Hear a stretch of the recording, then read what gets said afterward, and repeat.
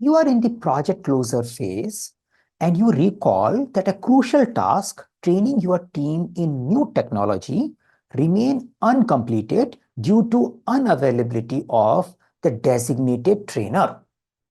This training was supposed to enhance team efficiency and adaptability for the current and future projects.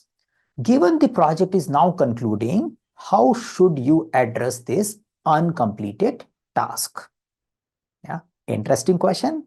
Let's see the options. Option A, mark the task as completed in the project documents. Assume it is no longer relevant since the project is approaching closure.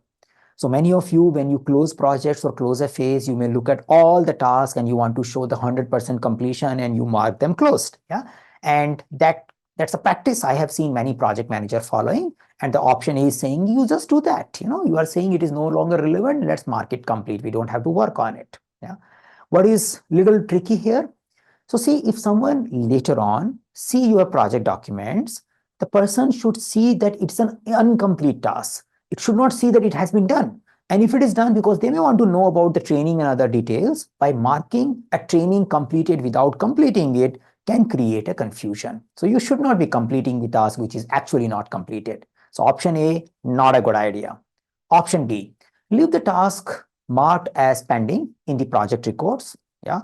Consider it's non-crucial as the project is ending.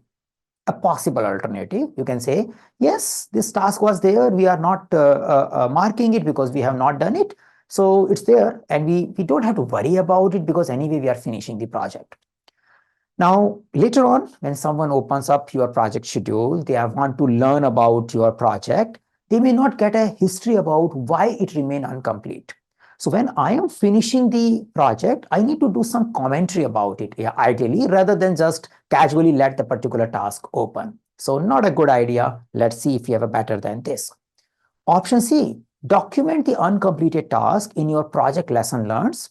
Provide detail of the planned training and the reason for its incompletion and the current status. Great idea. So in general, all such kind of tasks which were probably baseline, which were communicated to stakeholders before, which had a budget allocated also, which is a timeline allocated also, but you end up not doing it, you should give some repository for it. Yeah, especially for the crucial one, which are area of interest for various other stakeholders. Yeah. In the exam, we don't know what is crucial and not crucial. We can focus on, we give for all tasks which are not completed. And that is the whole objective of doing this lesson learns. In many tools, you have a status also, you may say deferred or removed later. So you may put those kind of tag to those particular tasks, and you explain the reasons of not doing it or deferring these particular tasks, and you explain how it is not impacting the current goal, but maybe something has to be done in future. So it's a good idea to record the incompletion and the reason of not completing those particular tasks in the lesson learned register. So as of now, C looks great. Option D, transfer the responsibility for this training to the next project manager, ensuring continuity by passing along all relevant information and material related to the planned session. So say indirectly C does D. Yeah. So when you are putting these things into a lesson learned, you know, yeah, this is something can be done when the next project manager is starting. But D is more specific. It is making you assume that there is another project starting on. Tell the project manager, you better take care of it. Okay, even if you tell that, but you still need to do something in your lesson learns. You may do a lesson learns, and after that, you may communicate those lesson learns specifically to the next project manager if that's a critical, if you think that is needed. But D cannot be just done without doing C.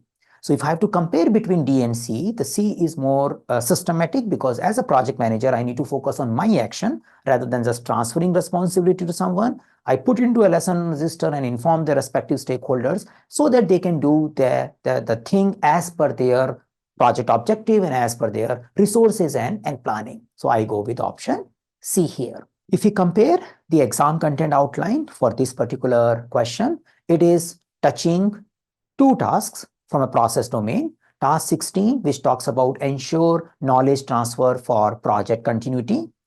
And the task 17, which is focusing on plan and manage project/phase closure or transition. The major focus is task 17 because we are talking about closure.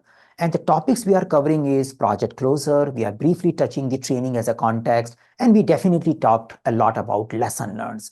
Project closure and lesson learned seems to be the key concept which is getting tested in this particular question.